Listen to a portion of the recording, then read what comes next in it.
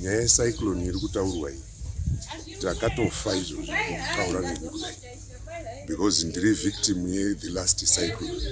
ende pandiri kutogara iko zvino mvura yakutonaya iyi mafashamu chete chete pamba ipapo ende kutozvizwa kwetakaita nemhuri tatotoronge kutombobuda out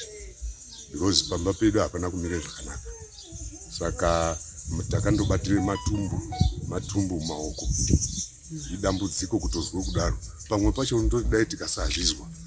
because tatogara takutoramba tichingofa wainoi vashoma chaizvo vari kubuda muchimanimani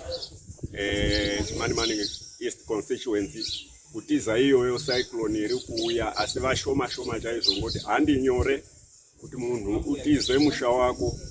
wokuti hausi kuziya kuti kwaunoenda ikoko unonga uri safe here ikoko kuti hakuna kusina rufu iri evacuation centers tichandoshandisa iwo watakashandisa 2019 chatizira Chimanimani hotel ndokwechatizira ndokwakanga kuti kwirirei. Ini ndinoitwawo Tafadzwa Clemens Makoto ndiri general manager weChimanimani hotel. Cyclone Freddy iri kutarisirwa kuti inoona kutanga panana 25 apa kusvika musi wa3. Isusu seChimanimani hotel hatisati tanatsoreceive formal communication kuma responsible authorities vachiita request yekuti pano igova evacuation center.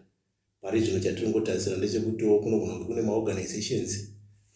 vanotarisirawo kuti vanoda kutsvagirawo vashandi vavo